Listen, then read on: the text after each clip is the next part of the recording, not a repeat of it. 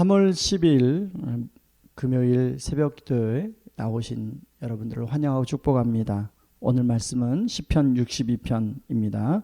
제가 읽겠습니다. 나의 영혼이 잠잠히 하나님만 바라며 나의 구원이 그에게서 나오는도다.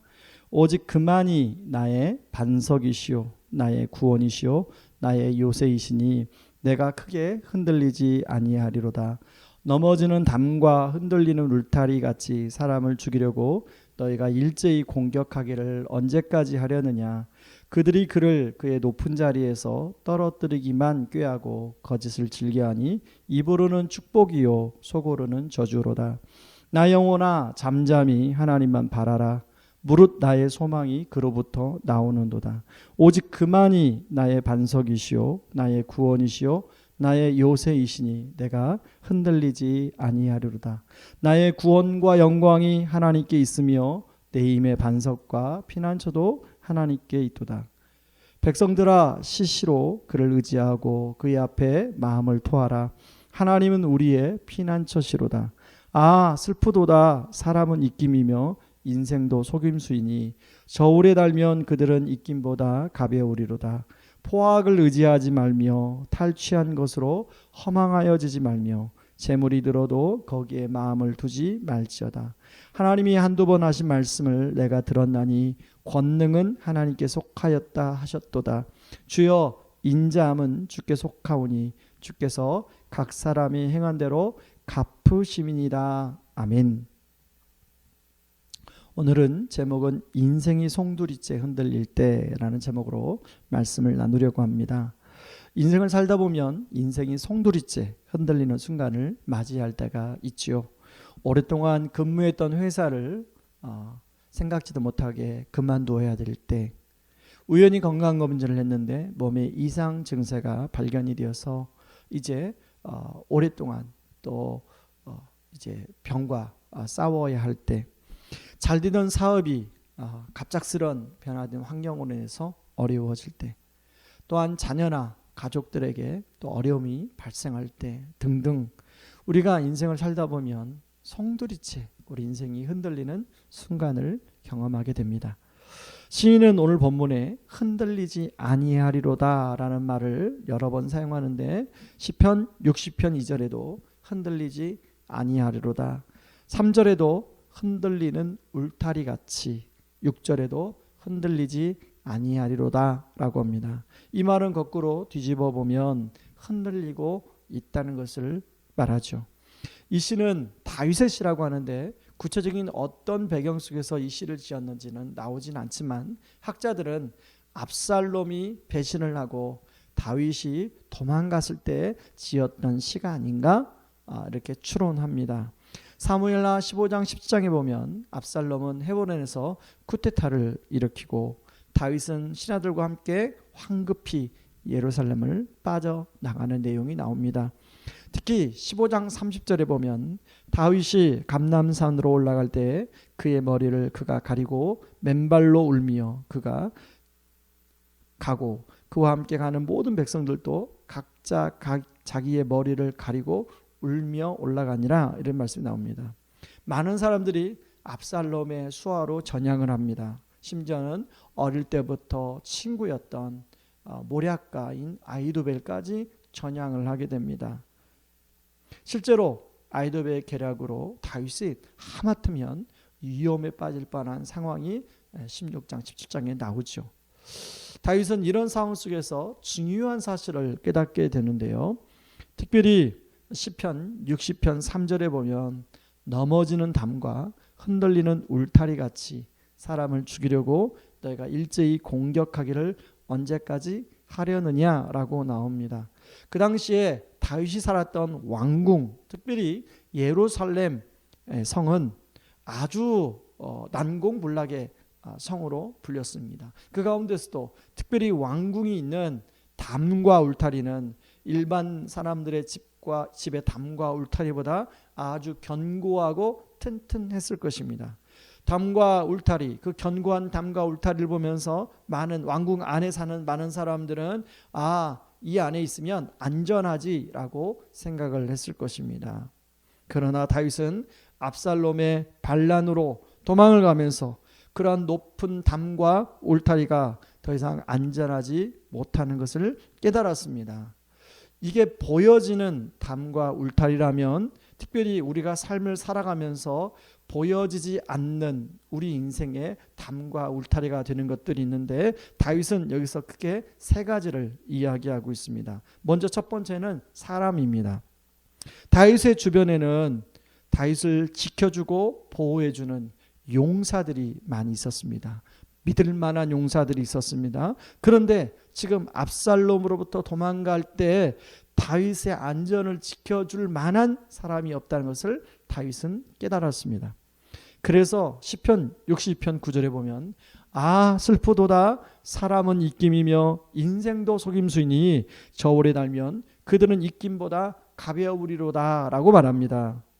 여러분 다윗만 그런 것이 아니라 모든 사람이 자주 내 주변에 나를 도와줄 만한 사람, 나에게 도움이 될 만한 사람을 의지하죠. 실제적으로 그렇게 하는 이유 중에 하나가 어떤 어려움이 있을 때 사람을 통해서 도움을 받기 때문에 그렇습니다. 그러나 여러분 오늘 다윗이 고백하는 것처럼 어떨 때는 사람이 도와주기도 하지만 결정적인 순간에는 사람의 도움을 받지 못한다는 것입니다. 그렇게 도와줄 거라고 생각했던 사람이 도와주지 못하고 오늘 아이도벨처럼 오히려 배신을 해서 다윗을 공궁에 몰아넣기도 한다는 것입니다. 다윗은 사람은 입김이고 인생은 속임수라고 말하고 있는 것입니다. 그런가 하면 두 번째로 재물에 대해서 이야기하는데요. 많은 사람들은 재물이 자신의 삶을 안전하게 보장해주고 지켜줄 거라고 믿습니다. 다윗은 10절에서 재물이 늘어도 거기에 마음을 두지 말라고 권면합니다. 다윗은 많은 전쟁터에서 전리품을 얻었습니다. 그러면서 자기의 재물이 늘어나는 것을 경험했습니다. 사실은 재물은 우리가 어떤 어려움을 당할 때 우리에게 참 도움을 주기도 합니다. 예를 들면 금을 가지고 있으면 정말 어려울 때 그걸 팔아 다른 무엇인가를 할 수가 있죠. 요즘엔 금 대신에 또 금도 있지만 부동산이 안전자산이라고 얘기합니다. 사람들은 자주 착각하는 것이 그런 안전자산이 많으면 자신의 삶을 안전하게 지켜주고 보호해 줄 것이라고 믿습니다. 물론 그렇기도 하지만 결정적인 순간에 이런 것들이 우리를 지켜줄 수 없다는 것을 다윗이 깨달았다는 것이죠. 지금 압살롬으로부터 도망가는데 수많은 다윗의 재산들이 무슨 소용이 있습니까? 마지막 세 번째로는 권력입니다. 시편 62편 12절에 보면 다윗은 하나님께 권능이 속했다 이런 얘기를 합니다. 이 권력은 사회적 지위도 보장해주고 때로는 재물을 모을 수 있도록 해주기도 하고 많은 사람들에게 또 영향력을 주고 사람들이 따르도록 도와주는 것이 권력입니다. 그래서 사람들은 권력을 갖기를 소망하죠. 권력하니까 정치인들만 정치인들에게만 해당이 되는 거라고 생각하는데 사실은 권력은 누구나 다 가지고 있습니다. 여러분 권력을 풀어보면 누군가에게 주는 영향력입니다. 사람에 따라 얼마나 많은 사람에게 영향을 주냐에 따라서 차이가 있는 것이죠. 그래서 권력은 다른 말로 힘이라 할 수 있습니다. 권력이 주는 착각 중에 하나는 이 권력이 자신을 지켜주고 보호해 줄 거라고 생각하는 것입니다. 사람들은 자신에게 오는 권력을 다른 사람에게 빼앗김 당하지 않고 그걸 어떻게든지 지키려고 애를 씁니다. 그런데요, 권력은 내가 지킨다고 해서 지키는 것이 아니죠. 왜요? 권력은 하늘로부터 온 것이기 때문에 그렇습니다.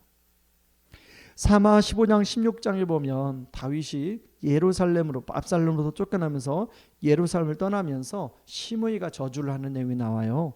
근데 시므이가 저주를 할 때 다윗이 뭐라고 하냐면 하나님이 저를 통하여 저주하는 것인지는 모르니 내버려두라고 이야기합니다. 다윗은 그 권력이 지금 자기가 예루살렘 왕이지만 하나님이 이제 자기의 권력을 옮기는 타이밍이 아닌가라고 생각했을지도 모르겠습니다.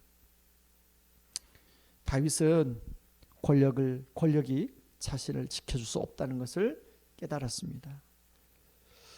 여러분 다윗만 그렇습니까? 여러분 이 세상에 그렇게 천하를 호령했던 권력을 쥐었던 사람들이 그 인생 말미에 보면 너무 초라한 모습으로 그렇게 그 인생을 보내는 것을 볼 수가 있죠. 권력은 우리 안전을 지켜줄 수가 없는 것이죠.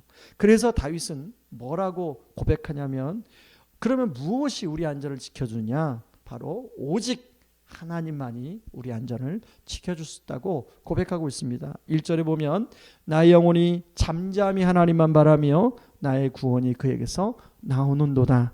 2절에 보면 오직 그만이 나의 반석이시요 나의 구원이시요 나의 요새이시니 내가 크게 흔들리지 아니하리로다 라고 다윗이 고백하고 있습니다. 특별히 시편 62편에는 히브리어 아크라는 단어가 6번 나오는데 오직, 진실로, 참으로라고 번역할 수가 있습니다. 뭐 예를 들면 오직 하나님만이 우리의 구원이시요 요새시요 반석이시라.